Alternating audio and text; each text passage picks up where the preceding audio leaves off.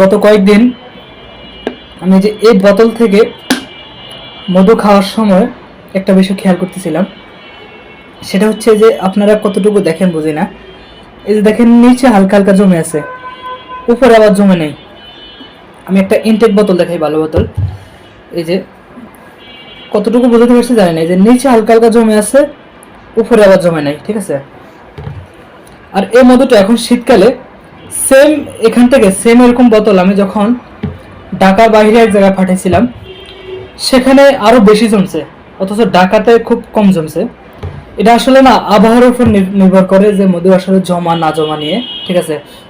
আর এই মধুর এখন যে খাচ্ছি, এখন যে স্বাদটা, আর আমি যখন মধুর চাক ভেঙে চাক সহ মধু খাইছি, তখনকার স্বাদ আর এখনকার স্বাদ পুরোপুরি ভিন্ন, অথচ একই মধু, ঠিক আছে।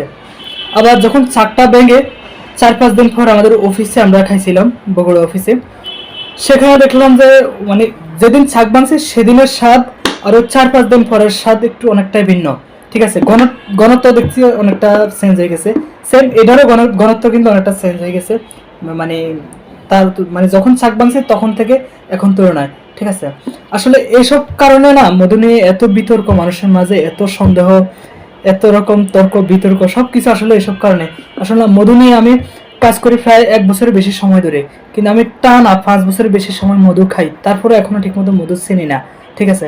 আর মানুষে মনে করে কি, সেই ছোটবেলায় বাড়ির পাশে এই একটু মধু খেয়ে মানে তখন এক স্বাদ পাইছে, এখন আপনার থেকে মধু নিচ্ছি, এখন দেখি আর এক রকম স্বাদ। আসলে না মধুর স্বাদটা এগুলো অনেকটা চেঞ্জ হয় মাঝে মাঝে, বিভিন্ন সময় সিজনে চেঞ্জ হয়। চাক ভাঙার পরে বিভিন্ন একটু যত মানে দেরি হবে তত মানে তত এটার স্বাদ চেঞ্জ হয়। এটা আসলে আমি এখন এটা দেখে বুঝতেছি, আসলে তার আগে আমিও ঠিক মতো ভালোভাবে বুঝতাম না, ঠিক আছে। তো আপনারা যারা এখনো মানে মধু নিয়ে সন্দেহ আছে, আমার মনে হয় মধু খাই কখনো বোঝা যায় না মধু আসলে খাঁটি না নকল। মধু একমাত্র, আমি সবসময় এই কথাটা বলি, মধু বস্তু হলে একমাত্র ল্যাব টেস্ট ছাড়া আর কখনোই বোঝা যাবে না। যে মধু নিয়ে যত প্রচলিত যত কথা আছে, এগুলো সম্পূর্ণ ভিত্তিহীন কথা। তো সবাই ভালো থাকুন, ভালো খান, সুস্থ থাকুন। আসসালামু আলাইকুম।